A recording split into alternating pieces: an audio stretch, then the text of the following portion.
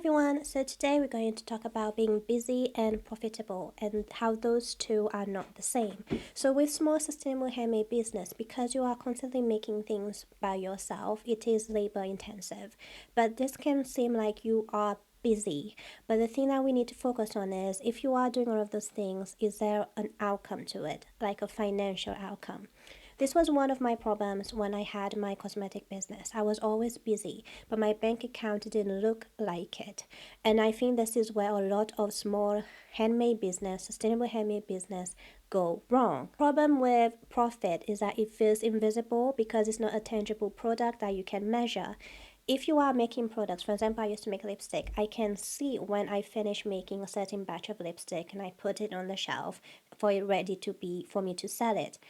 But when it comes to profit, if I wasn't looking, and I wasn't looking at my data, it was very hard for me to know what was working, which product made more money, which product was draining me and was draining my bank account, which product I need to pause because it wasn't doing anything for my business. And this is the data that we need to be looking at. And when it comes to social media as well, like what are we promoting? Did you do your market research for you to promote a certain product? Did you do your market research before you even start making new products? Because the problem with a lot of handmade business is that we're constantly making new products, and I say we because I used to do the same thing, constantly making new products in the hope that this new product will be the savior of all and make us loads of money or just bring us a good income. Unfortunately, it doesn't work like that. If you didn't do the market research to know what products work, it's not going to work. If you've made the products and you're not marketing it, like putting a lot of effort into that product, it's not going to work. So therefore, it's very hard to analyze which product is making more profit, which product is bringing more income. Unless you have your spreadsheet, you have everything in one place and you're constantly looking at data. The thing that a lot of handmade business, small handmade business doesn't do is looking at the numbers. And I'm not talking about vanity metrics, I'm talking about numbers actually matter. And if we're not doing that, what happens is you're more and more tired in your business. It's just a mental drain. It's exhausting. For instance, let's say you're constantly working, you go into markets, you're doing all those things, you're replying to comments, you're sending out emails, etc., and you don't see anything coming out of it. It is demoralizing. It is a bit overwhelming as well because it drains all your energy, and at the end you just burn out because why are you doing all of this work but then you don't see anything? The problem is that it's not that you are lazy or incapable. If you are very busy, you're definitely not lazy. The problem is not having clarity. The problem is not having structure. The problem is not looking at data. The problem is not understanding the financials of your business. This is the problem. And this is one thing that I do teach in the one-to-one sessions that I have is the clarity. So where are we going to go from here? You've made your products, great. What do we do now? How are you going to market it? How are you going to go about understanding which product you should be marketing, which product maybe you need to pause for a bit because it's not doing anything for your bank account? And also this emotional attachment that a lot of handmade businesses have with their product.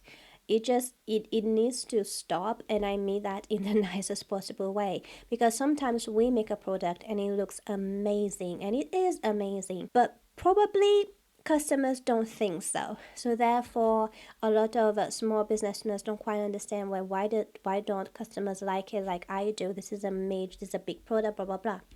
Now it can work if you've made this product, you think it's amazing, you've sent it out to people to try, you had at least 5 to 10 people try your product, they're giving you feedback, you've actually listened to the feedback and not got defensive about it, because I've done that before where someone sent me something and I tried it and I did not like it, and then they suddenly started to get defensive.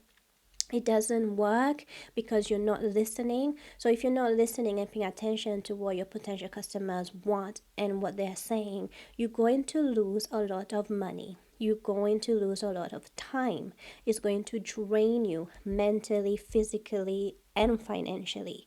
So all of these things matters. You need structure, you need clarity. So this is how I can help you. I have a one-to-one free session, 1 hour free session, whereby any problem that you might be facing right now in your sustainable handmade business and you want to see if I can help you, then we can do the one-to-one free session and see what tools that I have that can be beneficial to you. I've designed different digital financial calculators and also written specific books, specifically for sustainable handmade business owners. We will go through some chapters if those chapters are helpful to you, and then you can make your decision. You can choose to do one-to-one paid session, which is 90 minutes in total, 1 hour 30 minutes. And then we can go a little bit deeper into the issues that you might be having. There's also group sessions, and that goes on for a good 8 weeks, whereby we really dig a bit deeper together with other small businesses, which is really motivating as well to hear that other people are in the same kind of shoes as you, where they are also struggling. So yeah, so when it comes to being busy, it doesn't mean that your business is automatically going to be profitable. You need to understand where this business is going to go. Are you going to create a new collection, which when you create this collection, you're actually going to market it? How are you going to market it? Are you going to use SEO, like Google marketing, organic marketing? Are you going to be doing paid social media ads, or are you just going to go full on organic social media marketing? Are you going to be using Pinterest? Are you going to be using YouTube? Are you going to be doing email marketing? Are you going to be doing face-to-face marketing? That is, you go to markets, trade shows, fairs, all of these things. It just, you need to have a plan, you need to have structure, and then you can measure the data. The whole point of having clarity and a structure and a plan is that you get the data that you need, that will tell you which product is worth keeping and which product is not. I know as small handmade business owners, we tend to think that we need to keep all the products, but that's simply not true. You are simply draining yourself with products that probably is not doing anything for your business. I hope this was helpful, and I'll talk to you soon. Bye.